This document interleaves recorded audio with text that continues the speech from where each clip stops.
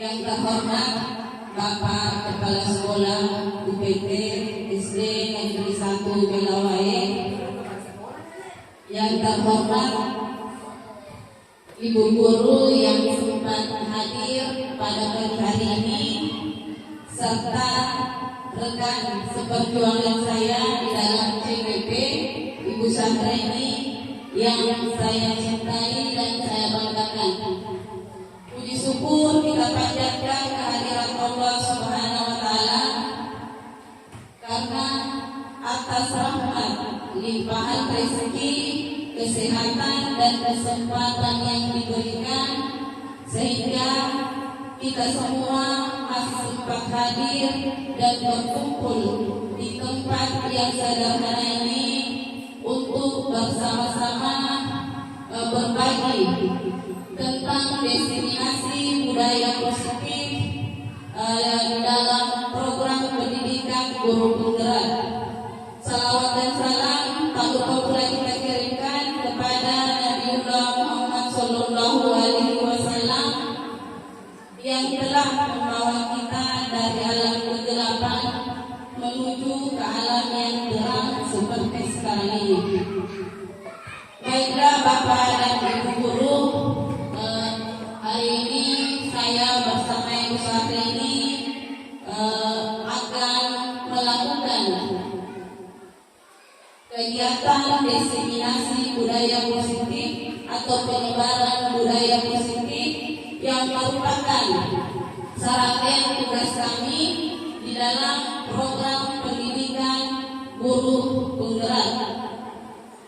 Baiklah Bapak dan Ibu, perlu saya sampaikan bahwa kami berdiri di sini bukan karena kami hebat, bukan karena kami pintar, tetapi kami berdiri di sini untuk bersama-sama berbagi pengetahuan dan pengalaman terkait apa yang kami dapatkan di dalam program pendidikan guru penggerak. Jadi sama-sama kita nanti berbagi, karena terus terang apa yang kami dapatkan di program pendidikan guru penggerak banyak yang berbeda, banyak yang bertolak belakang dengan apa yang saya lakukan sebelum-sebelumnya terkait dengan budaya positif.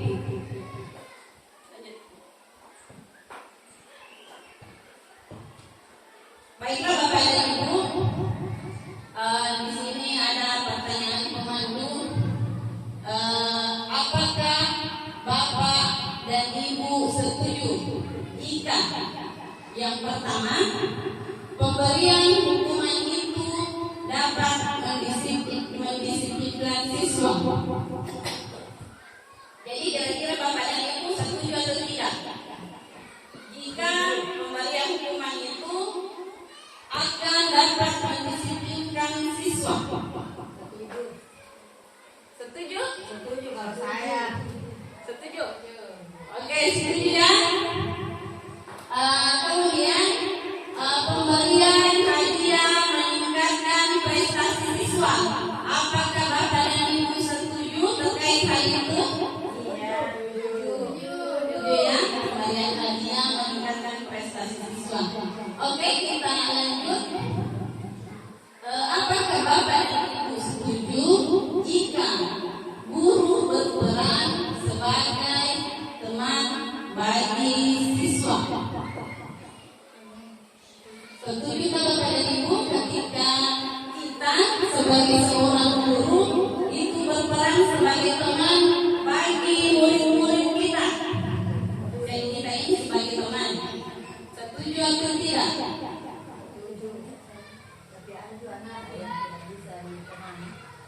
Setuju, tapi terkadang ada juga anak-anak yang tidak bisa diajak sebagai teman. Oke, bagus sekali ya. Tanggapan dari Ibu Suwardi bahwa setuju, akan tetapi tidak semua murid bisa kita jadikan sebagai seorang teman. Tidak semuanya ya.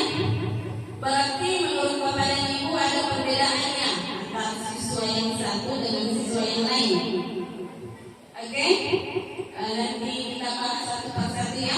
Kemudian pertanyaan berikutnya, apakah Bapak dan Ibu setuju ketika guru harus mampu memberi solusi dari setiap permasalahan yang dihadapi oleh siswa? Oke, setuju? Setuju ya? Jadi guru harus mampu memberi solusi ketika siswa mengalami suatu masalah. Oke, baiklah Bapak dan Ibu, terkait konsep budaya positif yang akan kami bahaskan itu ada 8. Yang pertama, perubahan paradigma belajar. Kemudian yang kedua, disiplin positif. Yang ketiga, nilai-nilai kebajikan. Yang keempat, kebutuhan dasar manusia. Yang kelima, motivasi perilaku manusia. Kemudian ada posisi kontrol manusia, keyakinan jelas, dan segitiga restitusi. Baiklah Bapak dan Ibu, mungkin kalimat-kalimat ini Asik telinga saya. iya bagus sekali. Sangat asik ya Bapak Ibu. Asik di telinga saya, terutama keyakinan keras. Jadi baru pertama didengarkan ya. Baru pertama. Kita pun seandainya tidak ikut di dalam program pendidikan guru penggerak, kita juga tidak paham apa sih itu posisi kontrol, apa itu motivasi perilaku manusia, apa itu segitiga restitusi, apa itu keyakinan jelas, dan lain sebagainya. Jadi kita senang ya Bapak dan Ibu, mudah-mudahan di pengangkatan selanjutnya Bapak dan Ibu bisa juga ikut dalam program pendidikan guru penggerak. Jadi kita akan bahas nanti satu baru satu. Untuk saya itu mulai dari perubahan paradigma belajar sampai kebutuhan dasar manusia, dan untuk motivasi perilaku manusia sampai di segitiga restitusi itu akan dijelaskan oleh rekan saya Ibu Syahrini. Baiklah, kita lanjut di pembelajaran dengan paradigma belajar. Jadi Bapak dan Ibu, pembelajaran dengan paradigma baru merupakan pembelajaran yang dirancang berdasarkan prinsip pembelajaran berdiferensiasi, sehingga para peserta didik belajar sesuai kebutuhannya berdasarkan tahap perkembangan sesuai teori psikologi modern untuk mewujudkan profil pelajar Pancasila. Jadi pembelajaran dengan paradigma baru ini inilah yang mau kita terapkan di sekolah kita, terkhusus di kelas kita. Karena mungkin di antara Bapak dan Ibu dan terutama saya itu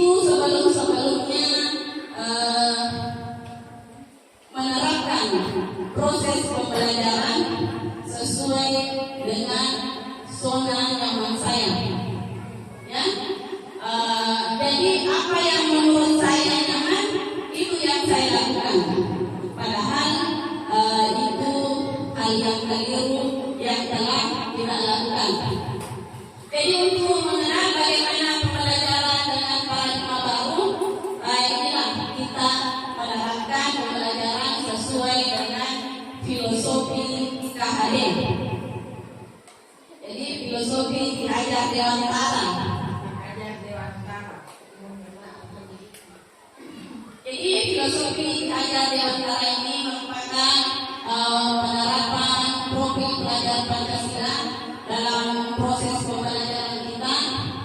Jadi ajar Dewantara mengemukakan bahwa tujuan pendidikan adalah menuntut segala kodrat yang ada pada anak agar mereka dapat mencapai keselamatan dan kebahagiaan yang setinggi-tingginya, baik sebagai manusia maupun sebagai anggota masyarakat. Jadi Bapak dan Ibu, inilah tadi yang saya sampaikan, bahwa di dalam proses pembelajaran yang kita terapkan mungkin hanya berpusat pada guru tanpa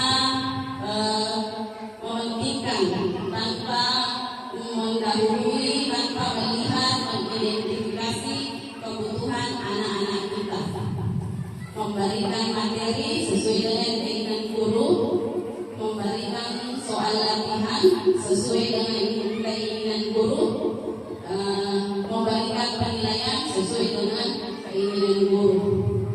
Jadi sebagai seorang guru, sebaiknya kita memberikan proses pembelajaran yang berpusat pada murid. Jadi apa-apa kebutuhan murid kita harus mempertimbangkan dan menyesuaikan dengan materi pembelajaran. Karena terkadang kita memberikan materi kepada murid-murid kita itu, misalkan di dalam proses pembelajaran kita memberikan materi perkalian, misalkan ya. Nah, tidak semua anak-anak di dalam kelas itu mampu di dalam pelajaran matematika. Jadi anak-anak memiliki kemampuan yang berbeda-beda. Sesuai tadi apa yang dijelaskan oleh Bapak Pendidikan, bahwa kita harus menuntut anak didik kita sesuai dengan kodratnya, minatnya, karena minat murid-murid kita itu tidak sama semua. Bahkan kita saja sebagai seorang guru itu tidak semua minat kita sama. Begitupun halnya dengan murid kita. Ya. Selanjutnya di sini ada miskonsepsi tentang teori kontrol. Teori kontrol ini yang pertama ada ilusi guru mengontrol murid. Kemudian ilusi bahwa kritik dan membuat rasa bersayang mampu menguatkan karakter. Kemudian ilusi bahwa semua penguatan positif, efektif, dan bermanfaat.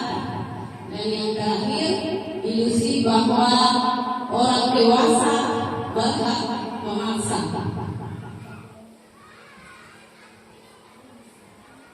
Baiklah Bapak dan Ibu, di sini ada perubahan paradigma stimulus respon teori kontrol ke teori pilihan. Jadi siapa sesungguhnya yang memiliki kontrol? Guru atau murid? Guru atau muridnya? Jadi stimulus respon di sini yang pertama itu kita mencoba mengubah orang agar berpandangan sama dengan kita. Ya, jadi kita ini ingin seseorang itu berpandangan sama dengan kita. Jadi kita memaksa orang untuk berpandangan sama dengan kita. Nah, teori kontrol atau pilihan sebenarnya itu kita berusaha memahami pandangan orang lain tentang dunia. Jadi tidak semua, ya.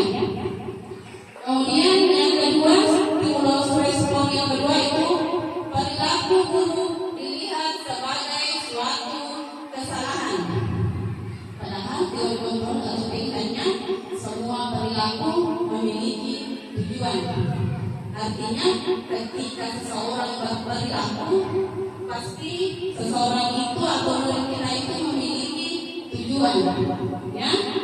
Tidak mungkin kita berperilaku kalau tidak ada tujuannya. Kemudian yang ketiga, orang lain bisa mengontrol saya.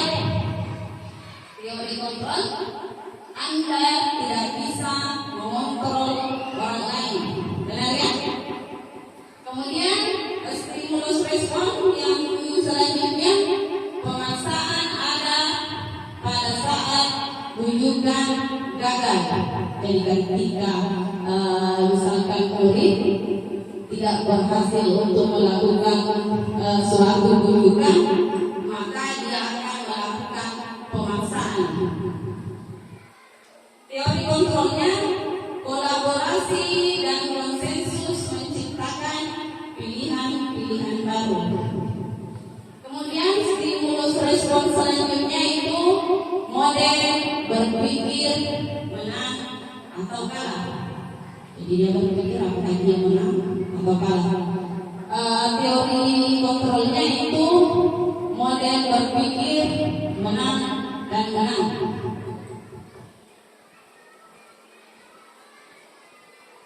Oke, kita lanjut dari disiplin positif. Nah, saya kira disiplin positif ini sudah kita laksanakan ya. Sebagian sudah kita laksanakan di sekolah. Bagaimana Bapak dan Ibu tidak asing lagi kan yang ini disiplin positif. Ya. Disiplin berasal dari kata disiplin yang artinya belajar. Jadi disiplin ini mengacu pada disiplin diri yang memiliki tanggung jawab terhadap apa yang dilakukannya berdasarkan nilai-nilai yang diyakini. Jadi disiplin positif merupakan salah satu cara penerapan disiplin yang bertujuan untuk menumbuhkan kesadaran serta memberdayakan peserta didik tanpa imbalan, tanpa penghargaan ataupun reward, ancaman dan hukuman. Nah, jadi ini ada tadi di pertanyaan pemain kita di slide awal, ya. Bapak dan Ibu tadi ada yang setuju? Ini ya. Bapak dan Ibu tadi ada yang sepakat bahwa pemberian hadiah meningkatkan prestasi siswa. Jadi inilah kekeliruan kita Bapak dan Ibu. Sebelumnya kami minta maaf, bukan kita menggurui, tapi kita berbagi bahwasanya apa yang kita lakukan dengan selalu memberikan hadiah, memberikan penghargaan ataupun reward kepada murid-murid kita itu ternyata keliru. Karena begini Bapak dan Ibu, ketika kita tidak memberikannya lagi, ketika kita tidak memberikan hadiah, penghargaan ataupun reward kepada murid-murid kita, maka dia akan kehilangan motivasinya, berkurang motivasinya. Dia down, dia berpikir bahwa sekarang saya tidak mau melakukannya lagi karena tidak ada penghargaan. Jadi ketika kita mengiming-imingkan imbalan, dia semangat. Tetapi ketika kita nantinya tidak mampu memberikan imbalan tersebut, maka dia akan merasa kecewa. Jadi dia akan merasa kecewa. Motivasi di dalam dirinya itu tidak ada. Dia hanya bekerja karena ada motivasi eksternal dari orang lain. Artinya dia mengharapkan penghargaan itu, dia mengharapkan reward itu. Jadi motivasi di dalam dirinya itu akan sulit terbangun dengan sendirinya. Jadi bisa saja kita memberi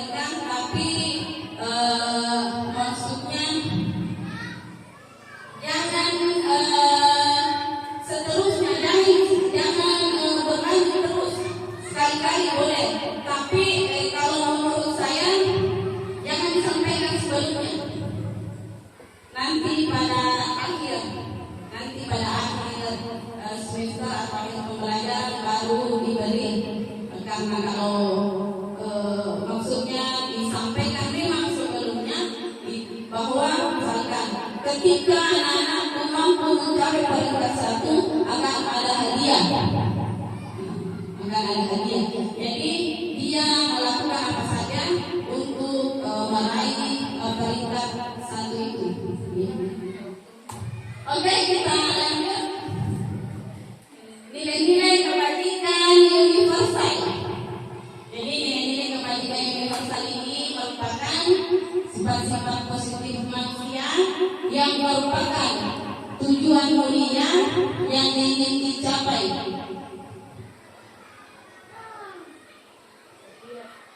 Tujuan mulia yang ingin dicapai seorang guru. Nilai-nilai tersebut bersifat universal, artinya secara keseluruhan dan lintas bahasa, suku bangsa, agama maupun latar belakang. Jadi setiap perilaku atau perbuatan memiliki satu tujuan. Terdapat tadi kan sudah dijelaskan sebelumnya pada teori posisi kontrol. Jadi kita harus mengerti, kita harus tahu bahwa ketika murid melakukan sesuatu pasti memiliki tujuan tertentu. Kemudian dengan menaikkan nilai-nilai kebajikan yang diyakini seseorang, maka motivasi intrinsiknya akan terbangun sehingga menggerakkan motivasi dari dalam untuk mencapai tujuan mulia yang diinginkan.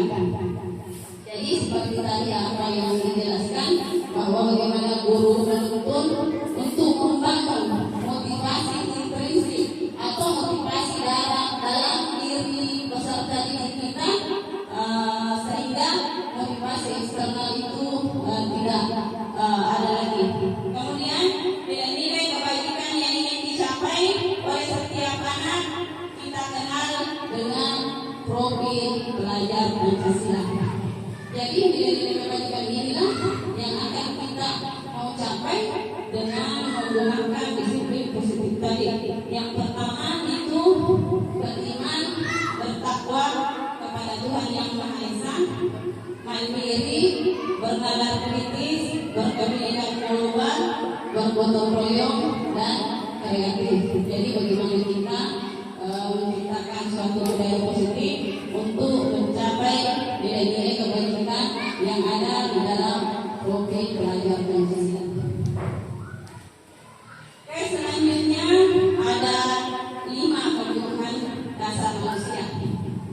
5 kebutuhan dasar manusia yang harus kita ketahui, ya, apalagi kita berhadapan dengan murid-murid kita yang memiliki beraneka ragam sifat, watak, kepribadian, dan minatnya. Profilnya juga berbeda-beda. Jadi kita harus mengetahui semua ini.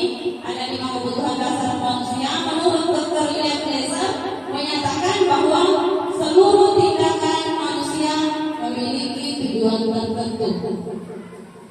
Semua yang dilakukan adalah usaha terbaik untuk mendapatkan apa yang diinginkan. Sebetulnya saat itu mereka sedang memenuhi 1 atau lebih dari kebutuhan dasar ketika seorang murid melakukan suatu perbuatan yang bertentangan dengan nilai-nilai kebajikan.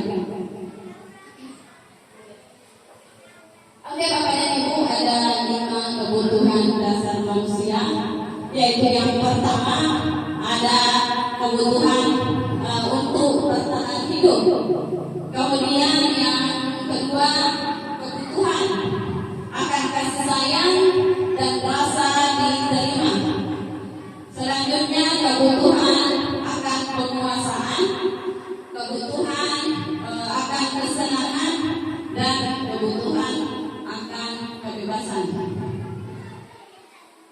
Jadi kebutuhan bertahan hidup itu seperti makanan, pakaian, tempat tinggal, keamanan, dan kesehatan. Terkadang kita menemukan siswa, misalkan pada saat istirahat, ada yang menangis, ada yang melapor, ibu makananku diambil sama si A. Si A marah. Kita langsung memarahi yang mengambil tadi makanannya temannya, tanpa kita sadari bahwa anak tersebut mengambil makanan temannya itu karena dia mempertahankan kebutuhan dasarnya, yakni kebutuhan untuk bertahan hidup. Tetapi mungkin bertentangan dengan nilai-nilai kebajikan. Nah, disinilah peran kita sebagai seorang guru, bagaimana kita menuntun peserta didik kita agar tetap menerapkan nilai-nilai kebajikan meski kebutuhan dasar hidupnya itu ingin dipenuhi. Kemudian yang kedua, kasih sayang dan rasa diterima. Terkadang sering kita temui di kelas pertama, seringkali ada murid yang berulah, sering mengganggu temannya, sering jalan, pokoknya apapun dia lakukan. Suasana kelas itu selalu heboh karena dia ingin diperhatikan, baik oleh guru maupun oleh temannya. Karena mungkin di rumah dia tidak memperoleh kasih sayang itu, terutama anak yang memiliki keluarga broken home, keluarganya bercerai-berai. Jadi perlu Bapak dan Ibu ketahui profil dari murid-murid kita agar kita mampu menuntun dan menyelesaikan memenuhi kebutuhan dasar murid-murid kita. Kemudian ada penguasaan. Di dalam kelas juga sering terjadi. Ada yang sering menyuruh-nyuruh temannya, ya. Ini karena dia ingin berkuasa, dia ingin menjadi pemimpin. Kemudian ada kebutuhan dasar kebebasan. Kebutuhan dasar kebebasan ini misalkan anak-anak disuruh ke sini, jalan ke sana. Ini kebutuhan kebebasan, ya. Karena mungkin di rumahnya selalu dikurung. Ini salah, itu salah. Jadi di sekolah dia mau ekspresikan semuanya, tidak mau diam. Maka kita harus mengerti bahwa murid kita itu ingin kebebasan, ya. Kemudian yang terakhir, kesenangan. Inilah yang harus kita penuhi, kebutuhan akan kesenangan. Karena terkadang murid-murid kita itu ada yang sini tanpa kita tahu, ada yang suka mengganggu temannya. Ini karena dia butuh akan kesenangan. Biasanya curi temannya. Kenapa dia curi temannya? Tidak ibu. Karena dia ingin memenuhi kebutuhan kesenangannya. Kemudian lanjut. Oke, untuk materi selanjutnya akan disampaikan oleh rekan saya, Ibu Syahrini. Waktu dan tempat kami persilakan.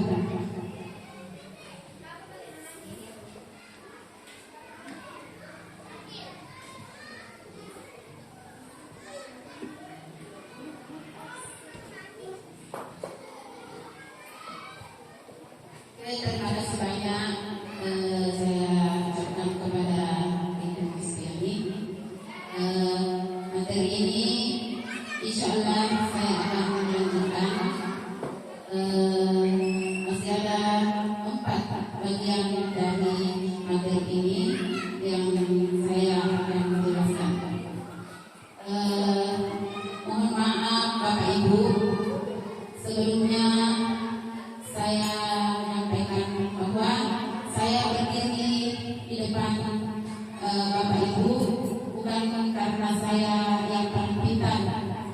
bukan karena saya hebat, akan tetapi ini merupakan suatu kewajiban atau tanggung jawab saya untuk berbagi ilmu apa yang saya dapatkan pada pendidikan calon guru penggerak angkatan 8 ini. Mudah-mudahan budaya positif ini kita bisa terapkan di sekolah kita di Negeri 1 Belawai ini secara berkolaborasi, karena saya selalu mengatakan kalau tidak ada kolaborasi maka apa dari visi sekolah kita itu tidak akan bisa tercapai tanpa ada kolaborasi. Sebelum saya lanjut, mungkin Bapak Ibu sudah sengaja duduk, mungkin merasa jenuh, mungkin ada yang mengantuk.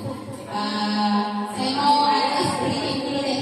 Jadi saya harapkan kesediaannya Ibu berdiri dulu dari tempatnya, kita istirahat dulu supaya segar-segar. Jadi ini untuk Ibu Suwati, kalau tidak bisa tidak apa-apa, karena cedera. Ya. Jadi sekarang kita menggunakan bebek ayam-ayam bebek angsa.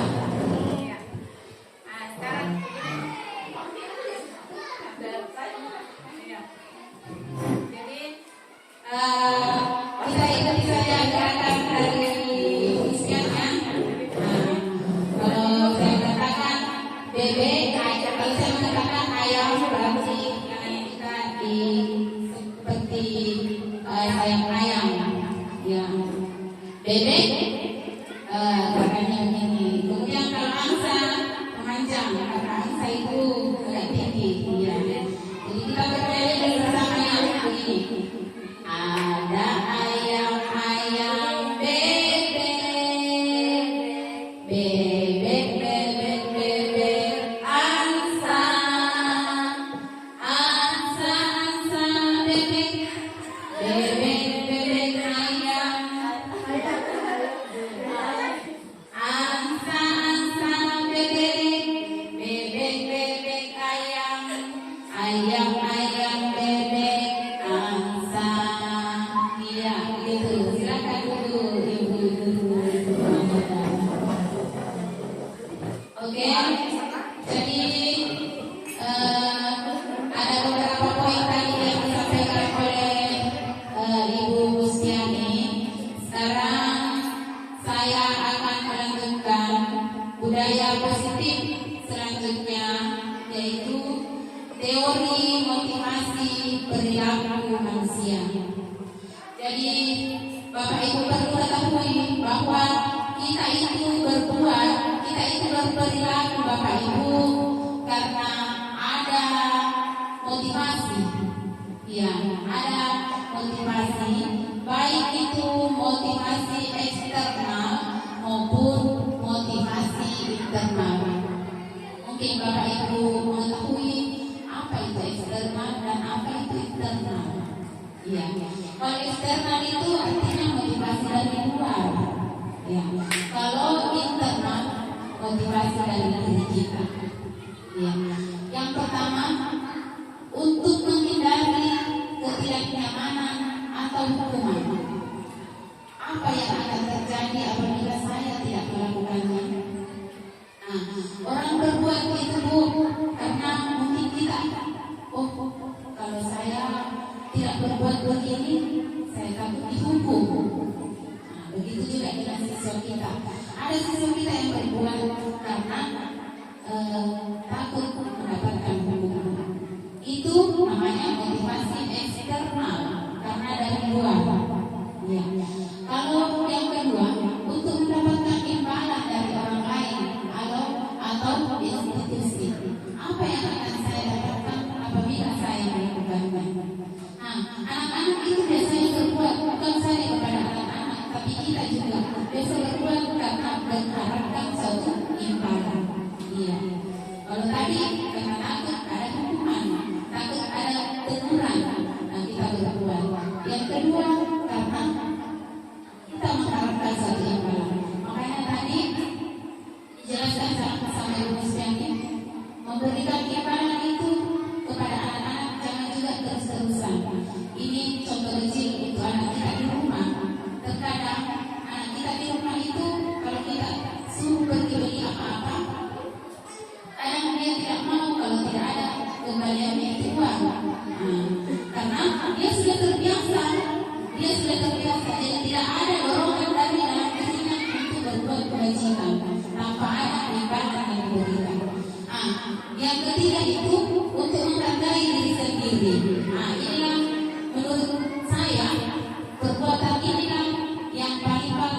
karena kesadaran diri kita, menghargai diri kita, kita disiplin, kita rajin, kita berbuat apa-apa itu kesadaran diri kita, bukan karena pengaruh atau motivasi eksternal. Tapi ini adalah motivasi internal. Inilah tujuan disiplin positif. Saya akan menjadi orang yang seperti apa bila saya melakukannya. Ya. Jadi ada tujuan yang kita mau capai dari motivasi dari dalam diri kita. Itu. Next. Ini Bapak Pendidikan Hajar Dewantara Merdeka. Apa itu merdeka? Menurut Bapak Hajar Dewantara, merdeka itu artinya tidak hanya terlepas dari perintah, akan tetapi juga cakap buat pemerintah diri sendiri. Iya. Jadi selama ini mungkin kita berpikir, oh saya sudah merdeka, tidak ada yang memerintah lagi saya. Padahal yang merdeka sesungguhnya itu bagaimana kita bisa memerintah diri kita sendiri untuk berbuat satu nilai-nilai kebajikan. Ya, itu Bapak Ibu. Kemudian di sini ada hukuman, konsekuensi dan restitusi. Dari sinilah hukuman itu artinya tidak terencana, maksudnya tiba-tiba. Kalau konsekuensi terencana disepakati yang sesuai, dan kalau restitusi proses menciptakan bagi murid untuk memperbaiki kesalahan. Kira-kira dari ketiga ini Bapak Ibu yang Ibu lihat yang mana sebenarnya yang paling bagus kita terapkan untuk anak-anak.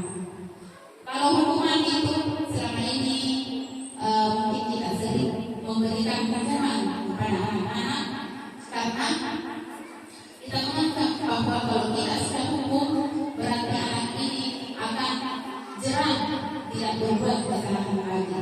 Kemudian konsekuensi itu terencana, anak-anak tahu bahwa oh kalau saya berbuat kesalahan akan ada konsekuensi atau akan ada sesuatu yang saya harus kerjakan.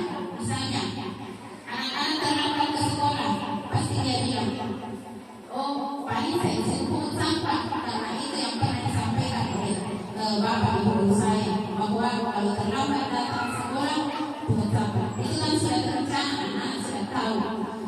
Kemudian kalau restitusi, proses menciptakan bagi murid untuk memperbaiki kesalahan.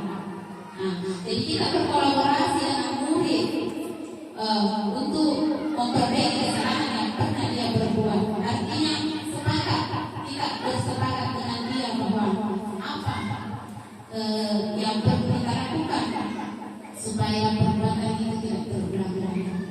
Ya, jadi kita tidak serta-merta untuk menghukum atau memberikan konsekuensi.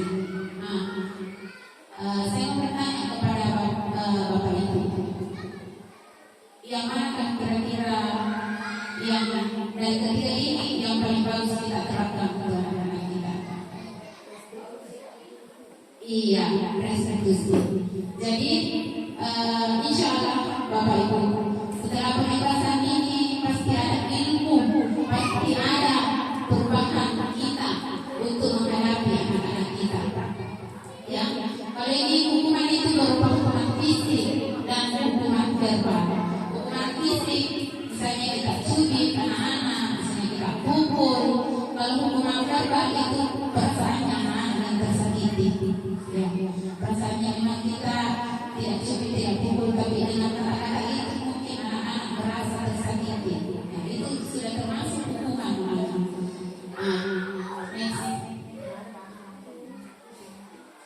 Ya, selanjutnya 5 posisi kontrol. Jadi kita guru itu menerapkan kepada anak-anak ada 5 pilihan. Apakah kita mau sebagai penghukum, atau kita mau sebagai pembuat rasa bersalah, atau kita mau sebagai teman terhadap anak-anak, kita mau sebagai pemantau, atau kita mau sebagai Dari sinilah kalau penghukum saya tadi sudah jelaskan bahwa penghukum itu bukan saja kita menyakiti fisiknya anak-anak, tapi bisa dengan melalui kata-kata kasar anak-anak merasa terganggu. Kemudian ini membuat rasa bersalah. Bagaimana mengeluarkan kata-kata itu sehingga anak merasa bersalah. Oh, saya bersalah. Begitu. Kemudian kita sebagai teman, selama ini terus terang saya menganggap bahwa kita berteman dengan anak-anak itu adalah hal yang paling bagus. Ternyata belum Bapak Ibu. Belum. Kalau kita selalu menganggap teman anak-anak itu sebagai teman. Kenapa? Karena kalau kita tidak ada, misalnya anak-anak itu berbuat kesalahan. Oh, ada Bu Supiani selalu memberikan solusi yang terbaik begini. Tapi ketika Bu Supiani tidak ada, pasti anak-anak itu tidak segan-segan berbuat kesalahan. Karena hanya Bu Supiani yang selalu anggap dia sebagai teman. Sama halnya dengan pemantau. Kalau kita ada di posisi pemantau, ketika kita tidak ada, anak-anak itu sudah tidak terpantau lagi, merasa tidak terpantau. Makanya ini yang paling banyak di sekolah kita ya. Ketika wali kelasnya tidak ada, dia selalu berbuat kesalahan dalam kelas karena tidak ada gurunya yang pantau. Jadi sebaik posisi kontrol yang kita bisa terapkan sama anak-anak itu sebagai manajer. Ketika anak-anak berbuat kesalahan, maka kita akan panggil anak itu untuk berbincang-bincang, untuk berbicara bagaimana sebaiknya untuk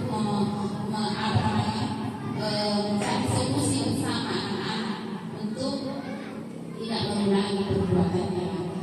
Ya, seperti itu. Next. Ini 5 posisi kontrol. Sebagai penghukum, di sini ada kalimat-kalimat Bu yang biasa kita ucapkan terhadap anak-anak. Kalau penghukum itu berbuat menghadik, menunjuk-nunjuk, menyakiti dan menyindir. Kemudian kalau kita sebagai pembuat rasa bersalah, berceramah dan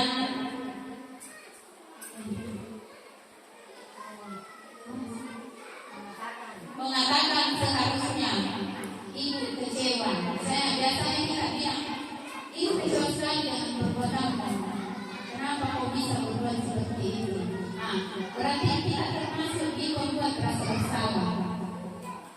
Kita berada di posisi pembuat rasa bersalah. Kemudian sebagai teman membuatkan alasan-alasan untuk muridnya. Ya.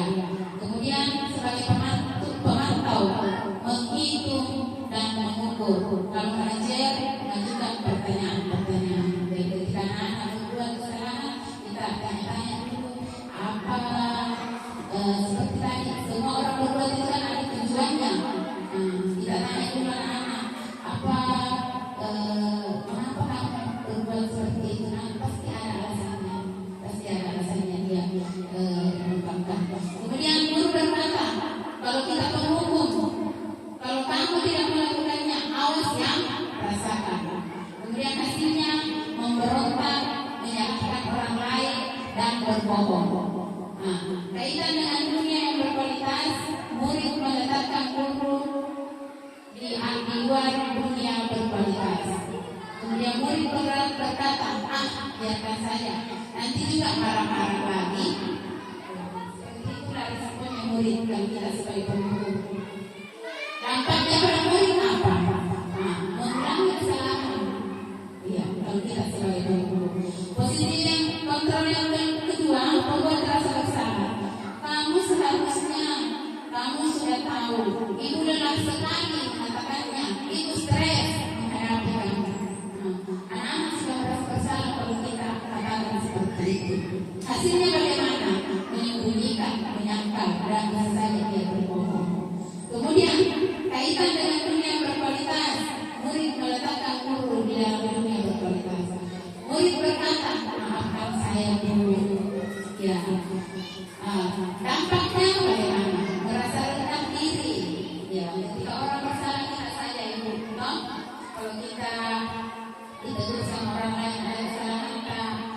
ceramahin bahwa kamu berbagi itu pasti kita merasa rendah diri di antara teman-teman kita. Kemudian teman lemah tidak ini hasilnya dia dampaknya tidak mandiri dan ketergantungan. Seperti itulah yang saya bilang tadi. Kalau misalnya Ibu Mustia tidak ada, anak-anak itu tidak mau lagi berbuat baik karena Ibu Mustia yang selalu menganggapnya dia teman. Nah itu. Kemudian di posisi pemantau, murid melakukan guru peraturan dan hukum di dunia berkualitas.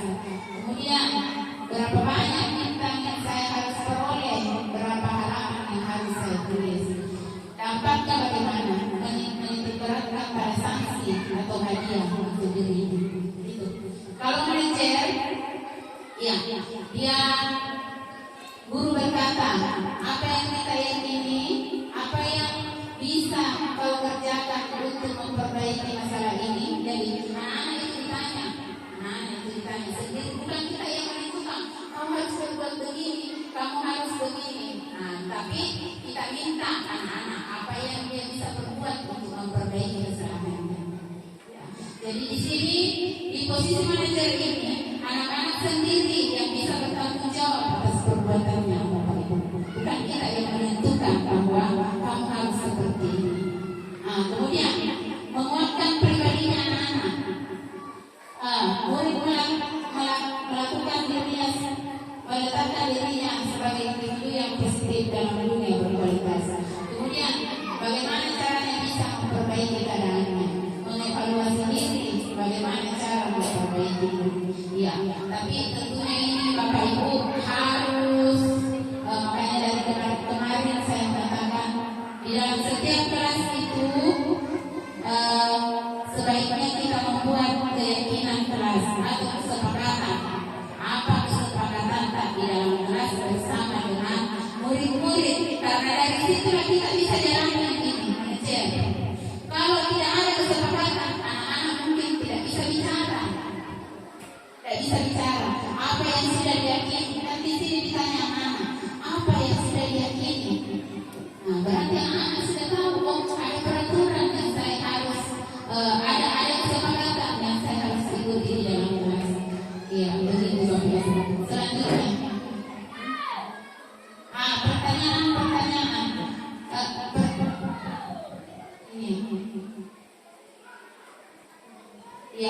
Pernyataan siapa yang mengatakan saya kecewa sekali dengan kamu.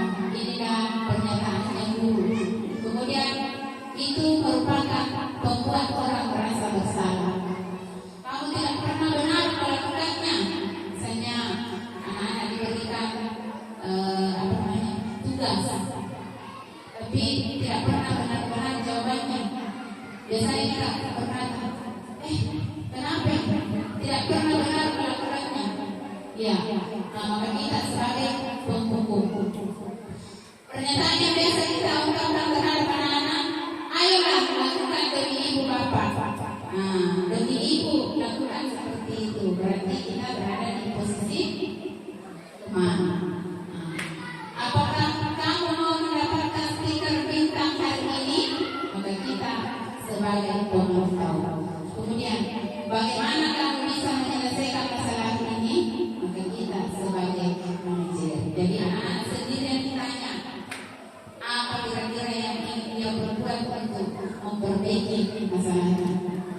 Kamu selalu yang paling terakhir, maka kita sebagai pemantau. Ya. Selanjutnya kita ke keyakinan kelas.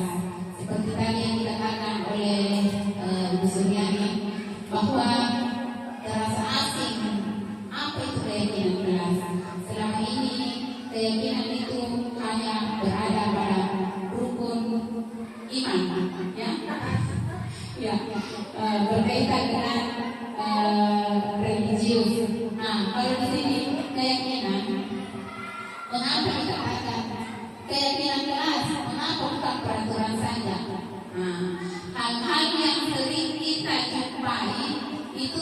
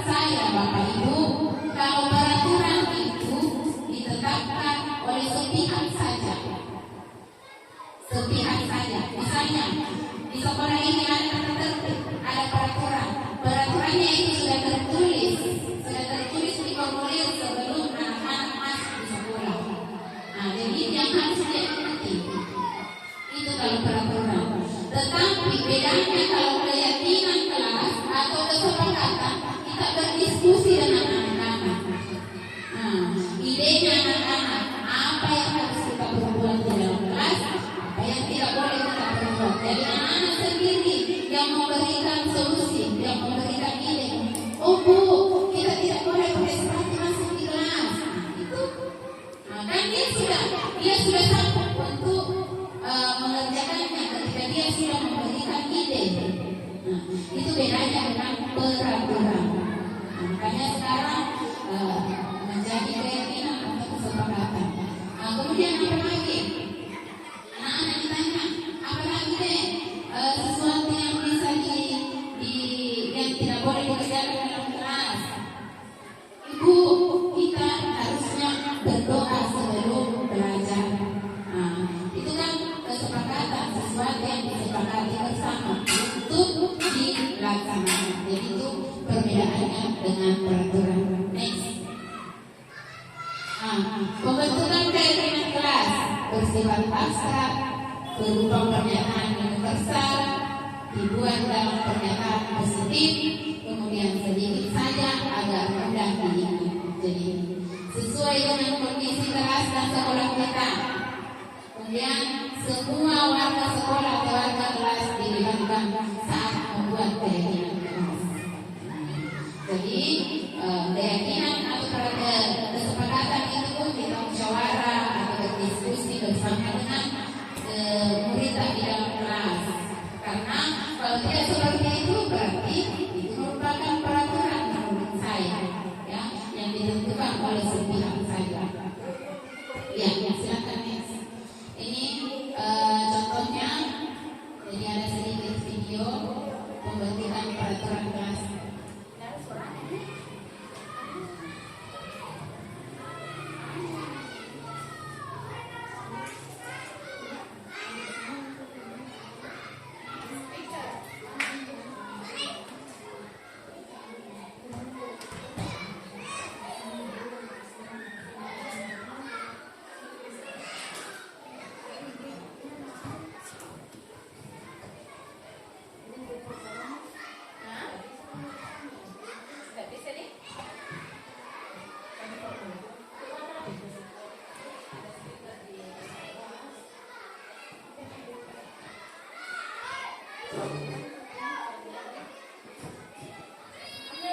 Ya, jadi inilah contoh. Jadi kemarin waktu pembuatan kesepakatan kelas itu saya berdiskusi dengan siswa.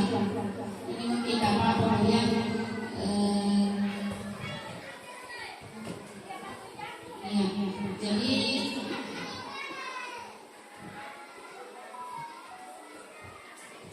ya berdiskusi dengan siswa di kelas untuk membuat kesepakatan kelas.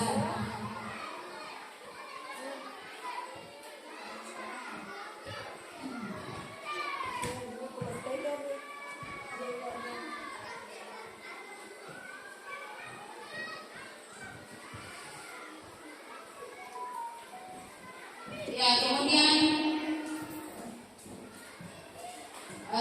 untuk menempel ide-idenya atau keyakinannya. Dan dari sini kita menyimpulkan apa yang menjadi peraturan, bukan peraturan, apa yang menjadi keyakinan atau kesepakatan.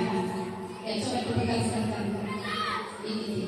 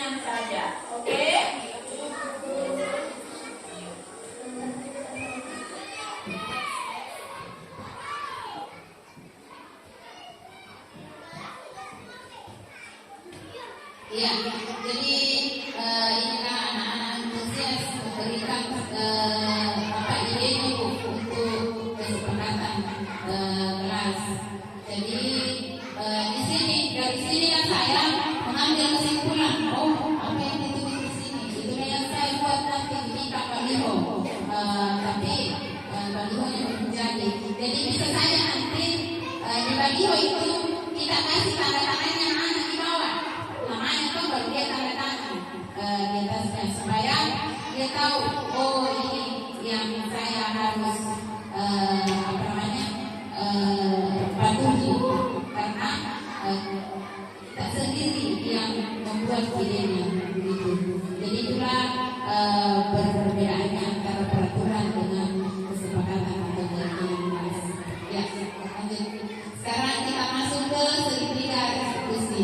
Mungkin kata ini asing juga diterima Bapak Ibu.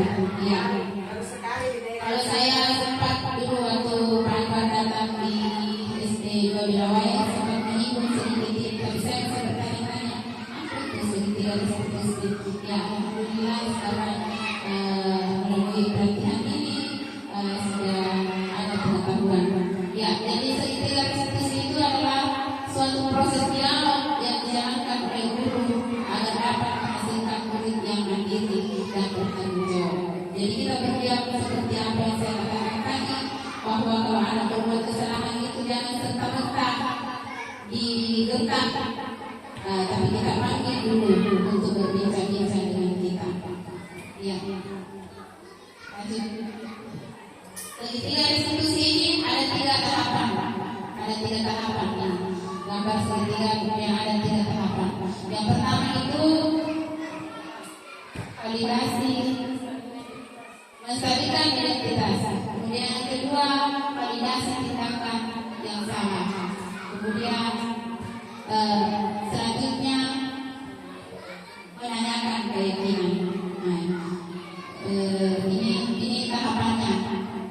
Ya, pada tahapan menstabilkan identitas untuk membuat anak yang merasa gagal karena berbuat salah menjadi positif terhadap dirinya. Jadi inilah contoh kata-kata yang bisa kita ucapkan kepada anak yang berbuat kesalahan.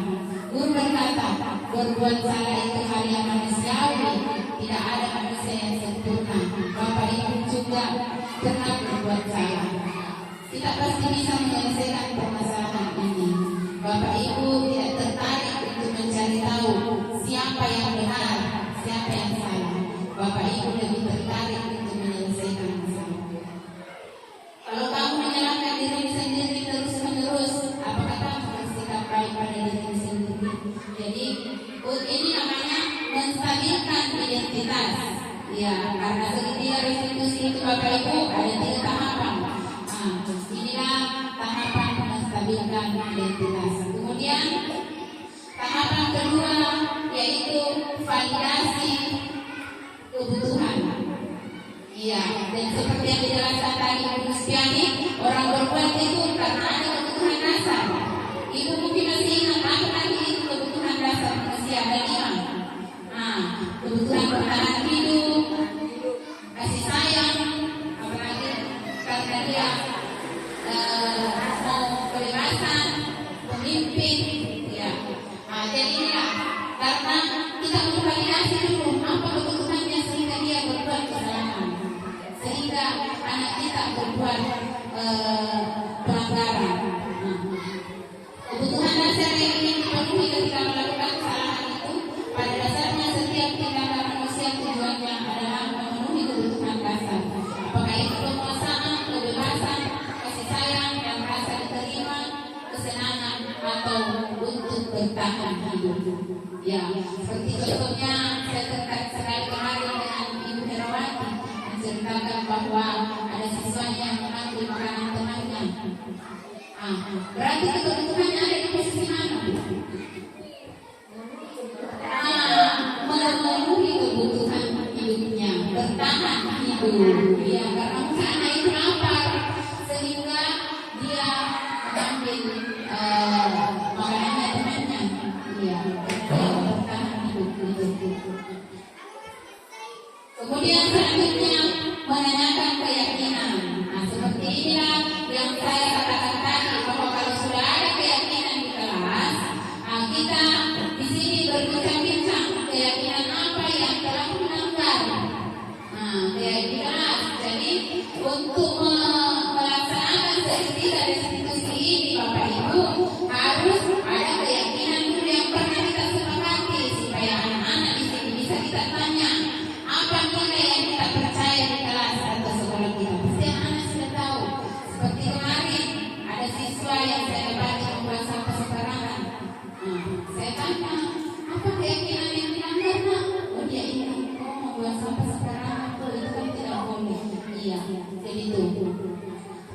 Jadi keyakinan itu nilai universal, apa yang telah kita sepakati. Kemudian kelas yang ideal itu seperti apa sih? Kamu ingin jadi anak seperti apa? Kita tanyakan sama anak, kamu mau jadi anak seperti apa? Pasti anak menjawab, saya mau jadi orang baik Bu, saya mau jadi anak yang disiplin Bu. Pasti ada jawaban seperti itu. Apa yang kamu rasakan ketika kamu melakukan itu? Kamu menjadi orang yang seperti apa? Pasti anak-anak kalau melakukan kesalahan ada perasaannya. Jadi itu yang kita tanyakan. Dari sinilah anak-anak bisa bertanggung jawab atas kesalahannya. Iya. Ini ada contoh ya segitiga restitusi.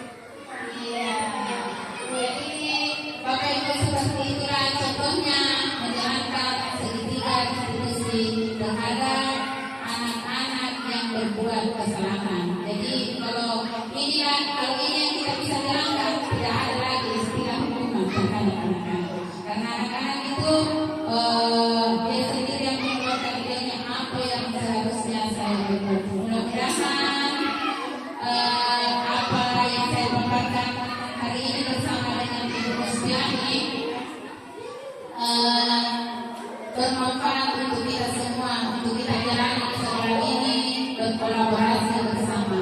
Jadi saya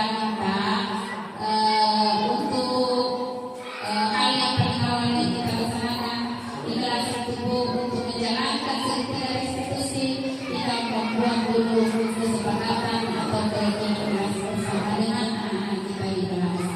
Ya, mudah-mudahan apa yang saya sampaikan ini dapat bermanfaat bagi kita semua, terutama pada diri saya sendiri. Selanjutnya, Bapak Ibu mungkin ada pertanyaan? Ada yang mau bertanya?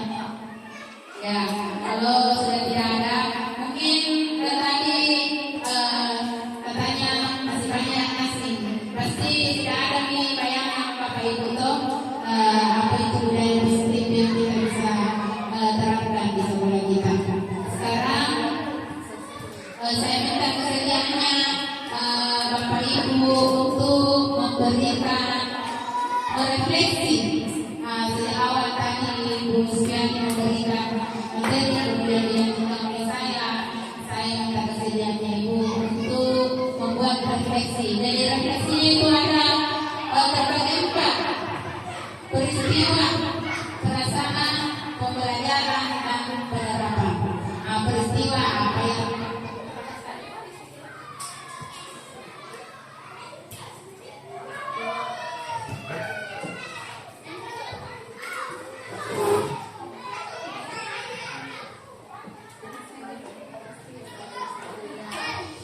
baik, Bapak dan Ibu, kita akan merefleksi serangkaian kegiatan kita pada pagi hari ini, mulai dari awal tadi tentang disiplin positif, tentang paradigma baru, pembelajaran paradigma baru, sampai di materi kegiatan restitusi.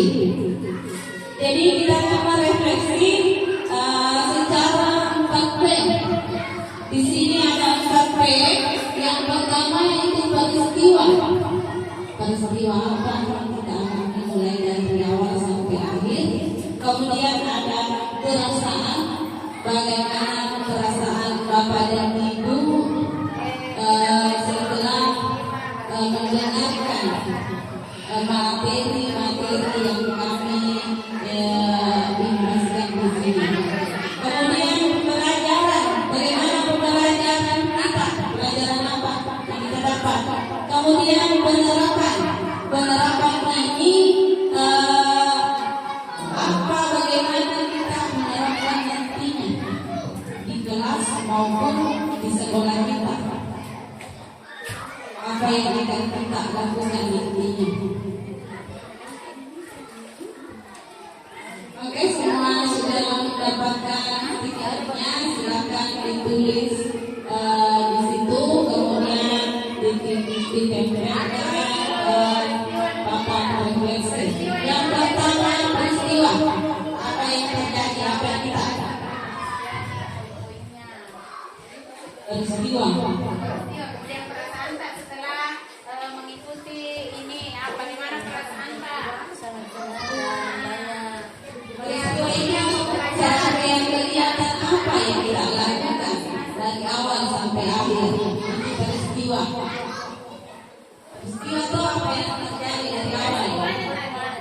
Peristiwanya tadi apa yang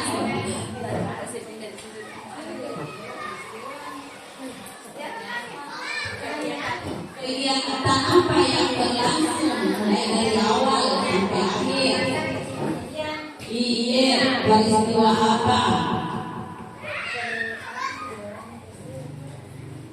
Iya, bilang itu slide-nya. Masih lihat dulu slide yang oke. Jadi mungkin ibu kita bisa masuk peristiwa yang terjadi tadi apa? Kemudian yang kedua, perasaannya Ibu mengikuti pembahasan ini, bagaimana perasaannya? Yang saya ucapkan banyak terima kasih kepada Bapak Ibu karena hari ini bersedia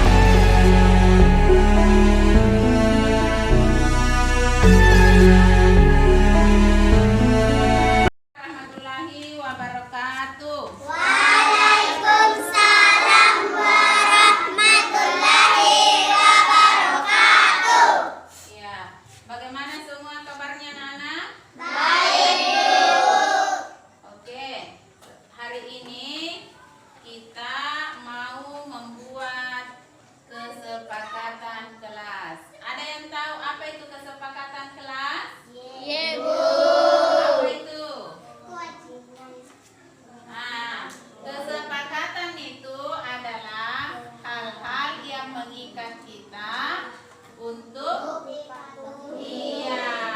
Kalau dulu ingat ada namanya peraturan, toh?